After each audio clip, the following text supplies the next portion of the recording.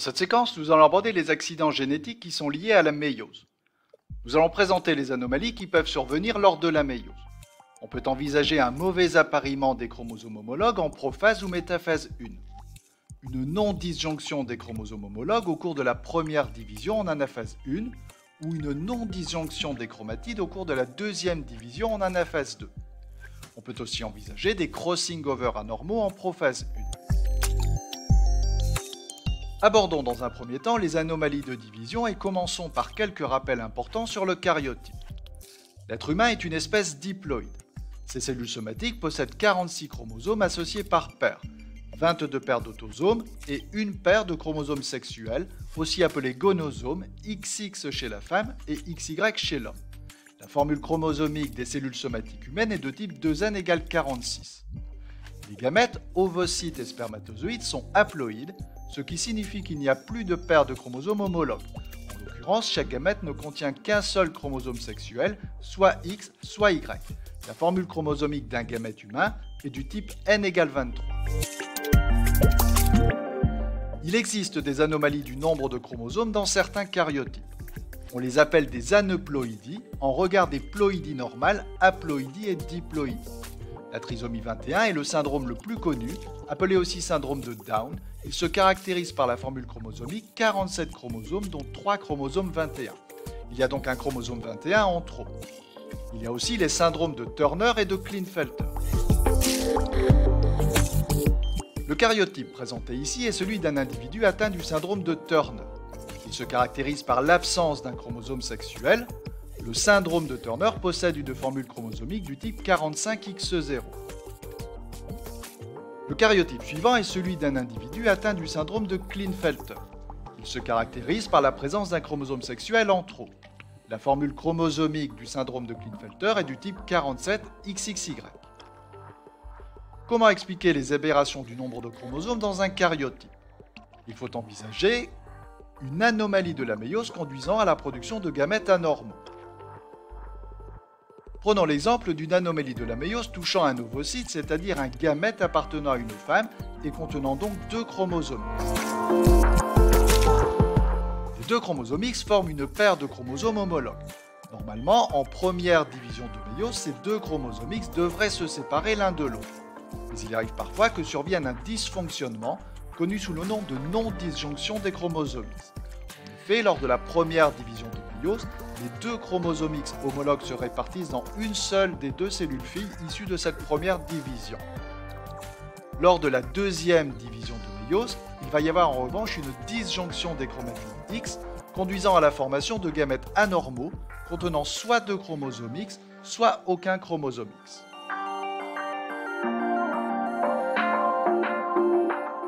On peut expliquer les anomalies du karyotype évoquées précédemment en montrant les résultats de la fécondation entre des spermatozoïdes normaux contenant soit un chromosome sexuel X, soit un chromosome sexuel Y, et un ovocyte anormal contenant soit 2 chromosomes X, soit aucun chromosome X. Dans le premier cas de figure, on obtient un karyotype avec 3 chromosomes X à l'origine d'un syndrome triplo X. Dans le deuxième cas, on obtient un karyotype avec un seul chromosome X correspondant au syndrome de Turner évoqué précédemment.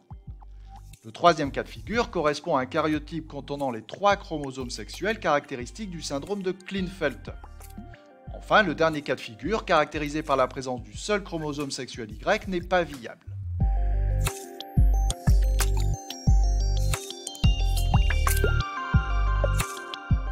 Comment peut-on expliquer les anomalies de séparation des chromosomes au cours de la méiose à l'échelle moléculaire? On se rappelle que la migration des chromosomes au cours de la méiose est assurée par ce que l'on nomme le fuseau méiotique. Il s'agit d'un système de microtubules permettant l'attachement et le déplacement des chromosomes dans la cellule.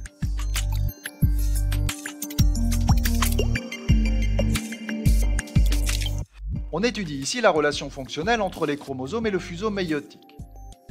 Dans une situation normale, les 2 chromosomes homologues de chaque paire s'associent l'un à l'autre pour former un bivalent qui va se disposer de part et d'autre de la plaque équatoriale. Chaque chromosome est relié à un pôle de la cellule grâce aux fibres du fuseau de division méiotique qui se fixent au niveau du centromère. Par ailleurs, les 2 chromosomes homologues sont maintenus proches l'un de l'autre grâce à une molécule particulière appelée coésine. Le bon fonctionnement de ce fuseau méiotique permet la migration de chaque chromosome homologue vers un pôle de la cellule.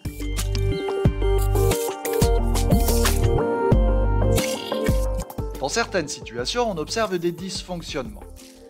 Il arrive en effet que certaines fibres du fuseau méiotique ne se fixent pas sur le bon chromosome homologue. Cela est dû en particulier à un dysfonctionnement de la coésine, ce qui entraîne un écartement anormal des deux chromosomes homologues. Il s'ensuit une anomalie de la migration de l'une des chromatides.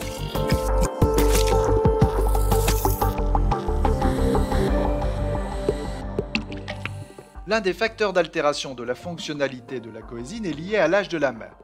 On constate en effet une diminution du taux de coésine associé aux chromosomes, d'autant plus importante que l'âge des mères est grand.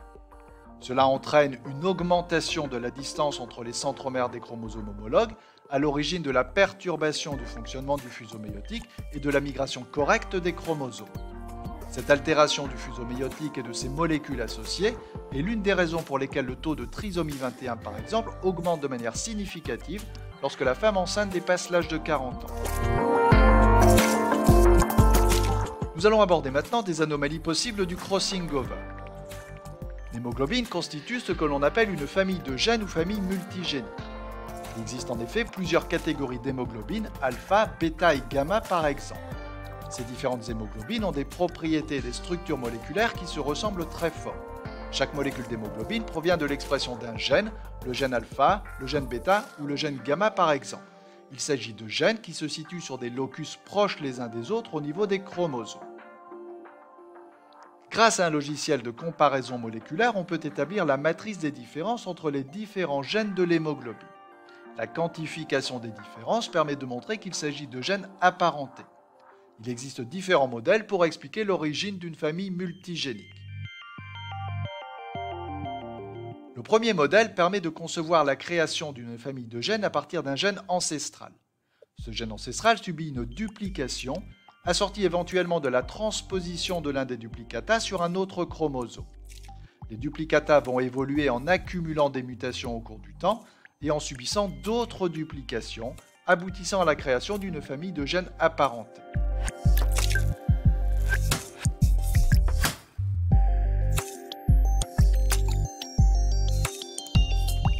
Le deuxième modèle pour expliquer la formation d'une famille multigénique repose sur la notion de crossing-over inégal. Dans une situation normale, les chromosomes homologues qui s'associent en prophase 1 de première division de méiose établissent un crossing-over équilibré en échangeant des portions équivalentes de chromatides. Ici, il s'agit d'un crossing-over déséquilibré qui va conduire à un échange inégal de portions de chromatides. Sur l'une des chromatides recombinées, il y aura donc un gène qui aura été dupliqué, ici le gène A.